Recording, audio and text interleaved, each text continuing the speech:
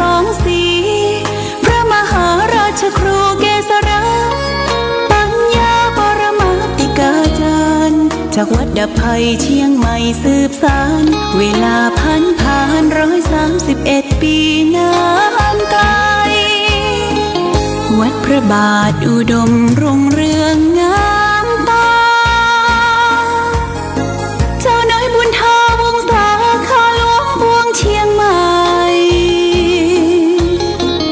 ปกครองหัวเมืองฟ้าทุ่มเทแรงกายแรงใจทุกชาติพันธุ์รวมใจรักษามัคคี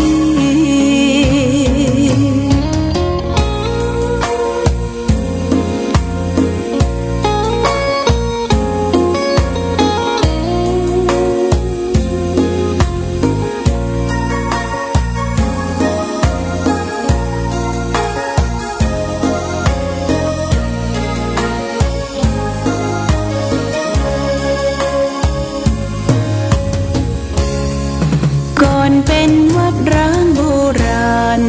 สืบสาน2524พระมหาราชครูเกษรา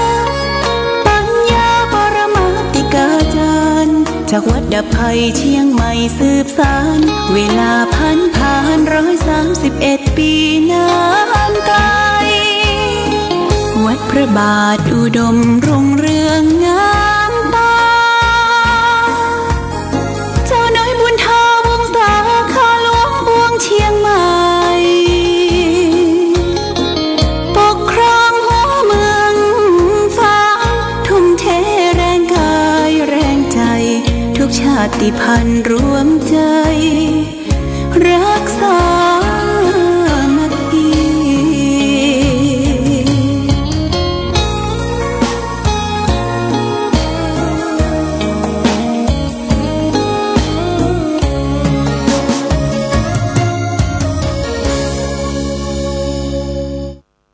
เริญสุข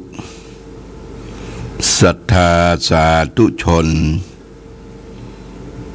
ญาติโยมท่านพุทธบริษัททั้งหลายวันนี้รายการธรรมประทีปส่องต่างก็ได้มาพบปะกับพ่อแม่พี่น้องศรัทธาสาธุชนญาติโยมแห่งครั้งหนึ่งวันนี้เป็นวันพฤหัสบดีที่12เดือนกุมภาพันธ์พุทธศักราช2569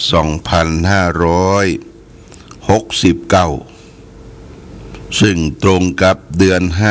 5เหนือเดือน3ใต้แรม10ค่ำวันนี้เป็นวันพัดแรม10ค่ำวันที่12อากาศท้องถิ่นก็สดชื่นแจ่มใสดีญาติโยม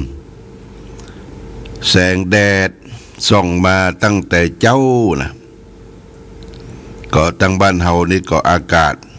อบอุ่นฝนตกตั้งภาคใต้เนอะญาติโยมตั้งภาคใต้นี่ฝนคลึกคะนองฝนตกบ้านเฮาก็ยังบ่ตกกันเตื้อเพราะว่าหลังจากออกพรรษาลาพระเจ้าฝนบ่เคยตกมาหะต่อเฟืองเตื้อเนาะก็จะมาสักวันนะญาติโยมนะก็คืนฟ้าคืนฝนอากาศก็ชักจะเปลี่ยนแปลงที่ว่าอากาศเปลี่ยนแปลงบึดมันก็อุณหภูมิก็เปลี่ยนแปลงไป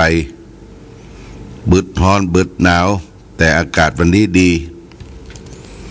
อากาศดีก็สภาพร่างกายของผู้คนที่ได้รับผลกระทบจากอากาศภายนอกเป็นหวัดเป็นอ้านเป็นไข้เป็นเมื่อยเราก็ต้องดูแลตัวเองตัวเก่ากินกินยารักษาโดยเฉพาะอย่างยิ่งน้ำร้อนญาติโยมน้ำร้อนนี่จะเป็นน้ำที่ดีคลายเสลดได้ตอนเจ้าดื่มน้ำชาน้ำร้อนเข้าไปน้ำร้อนประเดี๋ยวนี้มันเฮาบ่จ้องไปต้มละถ้ามีกระติกน้ำร้อนก็เสียบไว้ถ้ามันร้อนก็ถอดออกอย่าไปเสียบไว้ลวดวันลวดคืน มันจังลืมนะจังลืมแล้วก็ทำมือน้ำแห้งก็จะไม่ละไม่กระติกน้ำร้อนตัวเองตัวเก่าต้องระมัดระวังเดี๋ยวเกิดไฟช็อตไฟไหม้ใต้ลามเกิดขึ้นอันนี้เป็นเรื่องที่สภาพสิ่งแวดล้อมที่เราและท่านทั้งหลายอยากได้รับผลกระทบวันนี้วันที่12ละเรือแฮม2 วันนะ2 วันนี้เราก็จะได้ร่วมกันวันพัดวันศุกร์วันพุธนี่ก็จะเป็นวันแต่งวันดาวันฮือนี่เราจะทำบุญนะญาติโยมนะจะทำบุญเปิดป้ายสถานีวิทยุชุมชนคณะสงฆ์อำเภอฝาง 88.50 นะป้ายก็ทำไว้เรียบร้อยแล้วนะได้ติดไว้เรียบร้อยแล้วเพียงแต่ได้ประดับประดาผูกป้ายผูกหยังการทำบุญจึงมีกำหนดการดังนี้เด้อญาติโยมวันที่14เนี่ยญาติโยมพร้อมกันที่บริเวณวัดพระพุทธบาทอุดมที่วิหารพระเจ้าละแข่งสำนักปฏิบัติธรรมเวลา9 โมงครึ่งเราก็จะได้นิมนต์สังฆพระสงฆ์ครูบาอาจารย์เจ้าคณะตำบลต่างๆได้มาเจริญพระพุทธมนต์เป็นสิริมงคลแก่อาคารสถานที่หลังจากที่เจริญพุทธมนต์ถวายจตุปัจจัยเรียบร้อยแล้วเราก็จะได้ลงมาเปิดป้ายก่อนนะเปิดป้ายก่อนประมาณสัก11ใกล้ๆ11 โมงมาเปิดป้ายตุเจ้าชยันโตเปิดป้ายแล้วตุเจ้าก็จะได้ฉันภัตตาหารเพลและก็เลี้ยงศรัทธาญาติโยมท่านสาธุชนทั้งหลายมีทั้งก๋วยเตี๋ยวมีทั้งข้าวซอยมีทั้งอาหารจานด่วนเมื่อญาติโยมพี่น้องพระเจ้าประสงค์รับเพลฉันเพลอาหารกลางวันแล้วบ่ายโมงนี่ก็ขึ้นไปบนวิหารชั้น2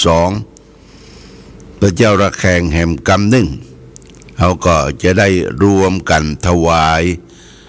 องค์ผ้าป่าสามัคคีเพื่อเป็นกองทุนของวิทยุชุมชนคณะสงฆ์อำเภอฝางเพราะว่ากองทุนนี้เขาก็ได้ใช้จ่ายสำรองไปส่วนหนึ่งแล้วที่ได้ติดตั้งเครื่องใหม่ปรับปรุงเสาปรับปรุงสถานที่เขาก็จะได้นำปัจจัยกองทุนส่วนหนึ่งนั้นชำระหนี้และเหลือจากนั้นเป็นกองทุนก็จะเป็นการเป็นค่าอินเทอร์เน็ตค่าไฟฟ้าสถานีใจไปตลอดทั้งปีนะญาติโยมนะสถานีนี้อยู่ที่ปืนวิหารพระเจ้าละแข่งเนี่ยเขาก็รับถ่ายทอดเกาะเครือข่ายมาจากแม่ข่ายปุ่นโดยรอปุ่นนะโดยรอเกาะเครือข่ายมาจากวัดดอยหล่อปุ่นก็ตั้งแต่ตีสามนี่ตุลุงยองเพิ่งก็จะธรรมะสารธรรมจิปาทะตี 5นี่ก็มีท่านอาจารย์พระครูอภิวัตวัฒนวิกรมแล้วก็มีองค์อื่นพัดเปลี่ยนเวียนกันมาเรื่อยๆนะสำหรับ7 โมงครึ่งถึง8 โมงนี่อาตมาก็มาเข้ารายการทุกวันนะญาติโยมนะทุกวันและสำหรับวันศุกร์นั่นก็มีรายการตอนค่ำตั้งแต่ 20 นาฬิกาถึง 10 โมงบ่ถึงดีเพิ่นจะเปิดปิดสถานี 21:30 นาที9 โมงครึ่งเพิ่งก็ปิดละปิดสถานีญาติโยมท่านสาธุชนทั้งหลายก็บอกว่าหลวงพ่อมันปิดไว้ลำไปหรอจะอู้จะจาก็จะทักทาภาษาบัดตันได้อู้บัดตันได้โทรนี่ก็จะฮื้อเวลากันเนาะเวลากันต้องขอบคุณอนุโมทนากับท่านผู้ฟังทั้งหลายมาณโอกาสนี้โดยเดี๋ยวนี้ขณะนี้ก็มีผู้มาร่วมทำบุญในการที่จะทำบุญทอดผ้าป่าสามัคคีก็สืบต่อมาเรื่อยๆก็เอาตั้งแต่ตะวานี้เป็นต้นมานะครับมีผู้คนมาร่วมทำบุญมีป้อหมออินทร์แม่จงดีเชื้อกันทา500 บาทแม่อุ่นแม่ละพรวงเมธาส่วนดอก200 บาทนายจักรพันธ์กระเกตล้านลาบส่วนดอก200 บาทนางสุภาพรมั่งบุญ100 บาทนางราตรี50 บาทแม่ตาชัยวงศ์ส่วนดอก40 บาทลุงกุยขายลูกชิ้นทอด300 บาทแม่ยงวงจันตาบ้านปัญจะ100 บาทแม่แก้วรูนชัยตระกูล500 บาทแม่แก้วรูนชัยตระกูลถวายค่าภัตตาหาร500 บาทและแม่แก้วรูนชัยตระกูลบ้านหนองยาวใต้ถวายค่าไฟฟ้า300 บาททำบุญพระป่า500 บาทแม่สมควรดงดังส่วนดอก300 บาทแม่คำน้อยสุปัญญาส่วนดอก200 บาทร้านผินฮับรีฝาง100 บาทนางสาวจุไรรัตน์นอจาตลาดประบง200 บาทแม่จันทาเลืองสุวรรณสวนดอกใต้100 บาทนางธิดาวันคีรีวันหมู่5ตำบลเวียง100 บาทนางพรศรีปัน100 บาทสุมิตรมณีรัตน์พร50 บาทนางสุพัฒน์นางสายพินประบงนายสุพัฒน์นางสายพินประบงเวียง100 บาทและก็วัดต้นรุงจองตก200 บาทอันนี้เพิ่มเติมตั้งแต่ตะวามานอกจากนั้นก็มีเจ้าภาพสังฆทายทานที่ถวายพระสงฆ์ที่เจริญพุทธมนต์มี9 สังด้วยกันเนี่ยก็มีนายประนพสุทธเสนา 1,000 บาทนางสายใจหันตระกูลอนุสาวรีย์พระเจ้าฝาง 1,000 บาทคุณกนกพิษชัยนาบ้านห้วยงูใน1 สัง 1,000 บาทคุณครูทิรินรัตนดาวธนิตธัญบูรณ์1 สัง 1,000 บาทคุณวัฒนาพรกิติกุลเจ๊แดง1 สัง 1,000 บาทคุณสมชายคุณอุไรวันสุวรรณอโชติ1 สัง 1,000 บาทแม่อุ่นแม่ละพรวงเมธาสวนดอก1 สัง 1,000 บาทชมรมผู้ปฏิบัติธรรมประจำวันเสาร์วัดพระพุทธบาทอุดม1 สัง 1,000 บาทแล้วก็คุณนิพาคนโตนี่แม่ครัว1 สัง 1,000 บาทโมทนาสาธุกับเจ้าภาพสังแล้วก็มีลงทานลงทานที่1ก็คือวัดพระพุทธบาทอุดมนี่ก๋วยเตี๋ยวลงทานก๋วยเตี๋ยวลงทานที่2คุณกนกพิษชัยนาบ้านห้วยงูในพร้อมด้วยคณะนี่ลงทานเข้าซอยแล้วก็ลงทานป้อสมานแม่เพ็ญศรีผิวขาวพร้อมด้วยคณะศรัทธาอันนี้ของหวานลอดจ้องลอดจ้องเป็นของหวาน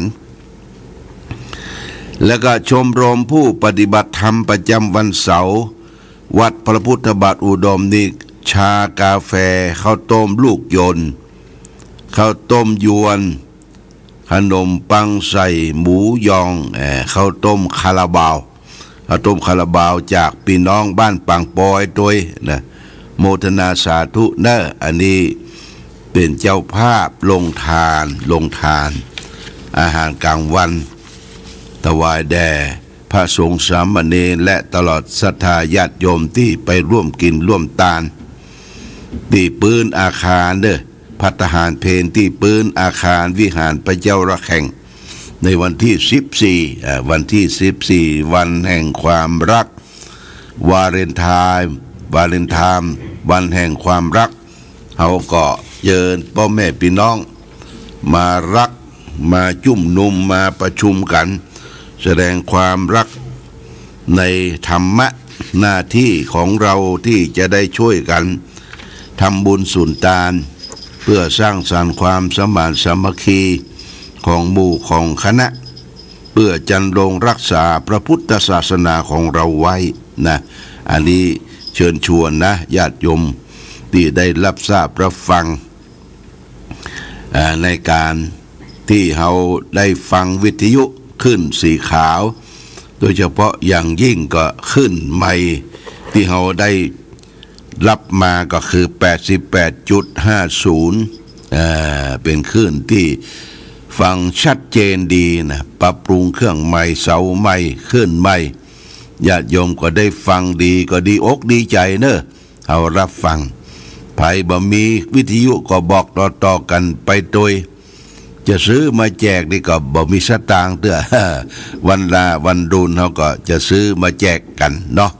อันนี้ก็ช่วยตัวเองไปวิทยุของเขามี FM ก็เปิด 88.50 ทุกวันนะตลอดทั้งวันก็ฟังเสียงธรรมคือเสียงสวรรค์ญาติโยมเสียงธรรมคือเสียงสวรรค์บ้านเฮาเปิดธรรมะสวดโยโกห้องเสียงธรรมะนี่ก็สวรรค์ละเทวดาเข้าบ้านละญาติโยมเสียงก้องเสียงกองเสียงมองต่ำเข้าเสียงตู้เจ้าเทศนาธรรมคือเสียงสวรรค์เนอะญาติโยมนะอันนี้ก็พอฝากไว้วันนี้ก่อนมาพบก่อนจากกันก็จะเอาสาระธรรมเอาธรรมะเรื่องของสามัคคีกถาว่าด้วยความสามัคคีพระพุทธเจ้าก็ตัดไว้ในพระไตรปิฎกเล่มที่27หน้า 1,805 นะใน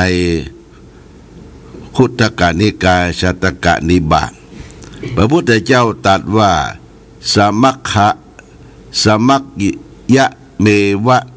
อิเชทะพุทธเชตังปสิสิตังสมัคครโตธรรมัตโถโย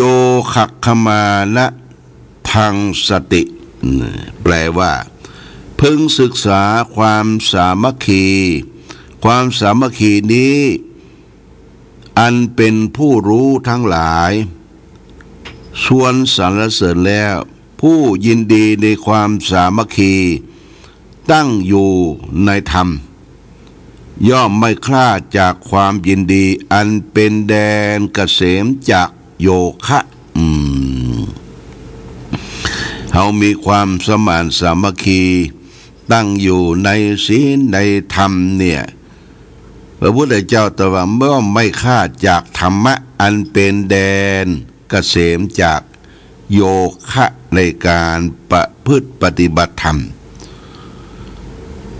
สุขาสังคัสสะสามัคคีสมัคคนังตะโปสุโขความสมานสามัคคีของหมู่ของคณะนำความสุขมาให้ญาติโยมนะความสามัคคีในด้านธรรมะเอามาประจุมจุ่มนุมกันได้หันหน้าหันตาได้กินได้ทานได้รักษาศีลได้เจริญสมาธิภาวนาพร้อมกันเนี่ยมันนำมาแห่งความการประพฤติปฏิบัติธรรมมันอิ่มอกอิ่มใจได้หันหน้าหันตาให้กำลังใจกัน ญาติโยมกำลังใจนั้นเป็นสิ่งสำคัญว่าโอ้ไปไหนที่ไหนทักทาปราศัยกันญาติเมินน่ะบ่ได้ปะได้ปบเป็นจะได้พ่องคนเฮาได้ปะได้ปบก็จะถามเรื่องของความสุขเรื่องของความบ่สบายเป็นจะได้สบายดีกอทุกท่านทุกคนก็จะตอบปอไปได้ปอไปได้ก็ว่าปออยู่ปอดำเนินชีวิตบ่เจ็บบ่ไข้บ่ป่วยเฮาบ่ต้องอู้ถึงเงินทองปัจจัยญาติโยมคำว่าปอไปได้ดิปอกินปออยู่ดำเนินชีวิตตามอัตภาพที่เฮามีอยู่นะ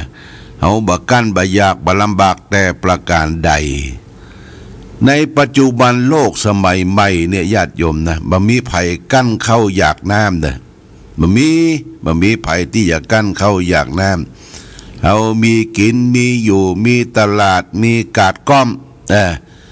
มีพักไม้ใช้เครือกินบริโภคกันบ่กั้นบ่อยากบ่ลำบากแต่ประการใด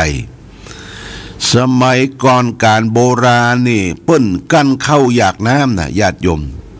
กั้นเข้าอยากน้ำกันสมัยเจ้นพ่อเจ้นแม่เฮาเลี้ยงลูกเลี้ยงเต้าหลายโพเนี่ยโอ้เสาะเข้าเสาะอาหารการกินมาเลี้ยงลูกเลี้ยงเต้าบ่ใครกุ้มบ่ใครปอบางทีเข้าวิตแรงต้องมาต้มเข้าเลี้ยงลูกเลี้ยงเต้าสู่กันกินแต่ก่อนนี้อยากกั้นกันแต่เนอะอยากกั้นกันแต่แล้วก็เมื่อความอยากกั้นหน้าตามันมืดลายเนี่ยมันมืดลายหน้าตามืดลักเข้าสุกลักเข้ามาดูลักเข้ามาลักเข้าสารกันแต่ก่อนเนี่ยมันเป็นโจรที่แพ่งนะแต่ก่อนบัดเดี๋ยวนี้เมียญาติโยมต่างคนต่างกะใครเอียงกันหมดอะใครเต้าได้กันหมดอะเปิ้นว่าความทุกข์ความยากเนี่ยมันทุกข์บ่ได้กินบ่มีไผดูหมิ่นดูแขนทุกข์บ่ได้ยุ่งได้ย่องทุกข์บ่ได้นุ่งได้ย่องเนี่ยพี่น้องดูแขนญาติโยมทุกข์บ่ได้กินคือทุกข์ในท้องในไส้เนี่ยเขาจะกินยังกะหมูไผหมูกะไผแต่ทุกข์บ่ได้นุ่งบ่ได้ย่องบ่ได้แต่งเนื้อแต่งตัวเนี่ยพี่น้องดูแขวนดูแขนประมาทว่าโอ้มันทุกข์มันยากแต่ผ้านุ่งครัวใบยังเทื่อติดเนื้อติดตัวก็บ่ค่อยมีแต่ในสมัยปัจจุบันนี่โอ้มันคล้ายเหมือนกันหมดอะบอกว่าคนมั่งคนมีคนยากคนจนพี่น้องคนแค้นอย่างใดก็มีความภูมิใจมีความเสมอภาคกันนะมีความเสมอภาคกันนี่ทุกบ่ได้กินบ่ได้นุ่งบ่ได้ย่องพี่น้องดูแขวนนะโมทนาสาธุนะญาติโยมนะช่วยกันรักษาความสมานสามัคคีแต่ว่าวันซืนพี่น้องวังเหนือพุ่นมาเอวหาเด้อบ้านร่องเคาะบ้านร่องเคาะหลายท่านหลายคนแต่เจ้าก็ได้ยินท่านอาจารย์พระครูอภิวัตรวัฒนวิกรมก็ได้ประกาศได้ชื่อของพี่น้องวังเหนือวัดบ้านร่องเคาะก็มากินมาตานที่เมืองฝางแล้วโอ้พวกก็เอวดีได้ไปหลายที่หลายต่างไปทำบุญสุนทานขออนุโมทนาสาธุช่วงนี้มันวันหยุดหลายวันเสาร์อาทิตย์มาเมืองฝางนี่ก็ประชาสัมพันธ์เด้อญาติโยมเด้อเอามาจิ้มส้มเมืองฝางจ้มส้มสายน้ำผึ้งเมืองฝางปีนี้เนี่ยปีนี้รสชาติดีหวานเจี๊ยบอร่อยญาติโยมวันที่เราจะทอดผ้าป่านี่ก็ทางสวนส้มหนูนาคุณบุญธรรมสวนส้มหนูนานี่เปิ้นมีสวนส้มใหญ่ก็บริจาคไว้50 กล่องนะกล่องละ3 กิโลเพื่อจะได้เป็นของกำนันปั่นฮื้อแก่ญาติโยมตุเจ้าพระสงฆ์ที่มาร่วมบุญร่วมกุศลเป็นของกำนันปั่นฮื้อจากเมืองฝางขอบคุณกับสวนส้มหนูนาบ้านม่อนปินมาณโอกาสนี้โดยตำบลม่อนปินแล้วก็ตั้ง คุณเจนาคุณกนกพิษชัยนาก็จะได้จัดอาหารเรียกว่าเป็นโรงทานเป็นโรงทานนั่นก็คือข้าวซอยแล้วก็มีส้มตัยมีส้มมาเตรียมไว้สัก2 ตะกร้าเพื่อเอาล้องคอเพื่อเอาล้องคอคนละแก่น2 แก่นนะอันนี้ก็สั่งไอ้โชติเอามา2 ตะกร้าไอ้โชติสุวรรณเพิ่นจะหางมาตั้งไว้แล้วก็เป็นของเจ้าภาพก็คือคุณกนกพิษชัยนาร้านห้วยงูในเป็นเจ้าภาพเจ้าศรัทธาขออนุโมทนาเนอะเอาร่วมด้วยช่วยกันสร้างสรรค์ความสมานสามัคคีดังที่หลวงพ่อได้กล่าวว่าความสมานสามัคคีเนี่ยเป็นความสุขนำมาสู่หมู่สู่คณะพี่น้องพุทธบริษัทเราทั้งหลายเนี่ยภิกษุสามเณรอุบาสกอุบาสิกาก็มีความสามัคคีพร้อมเพรียงเอียงกันจะนำมาถึงความสุขความเจริญได้ธงชาติและเพลงชาติไทยเป็นสัญลักษณ์ของความเป็นไทยเราจงร่วมใจยืนตรง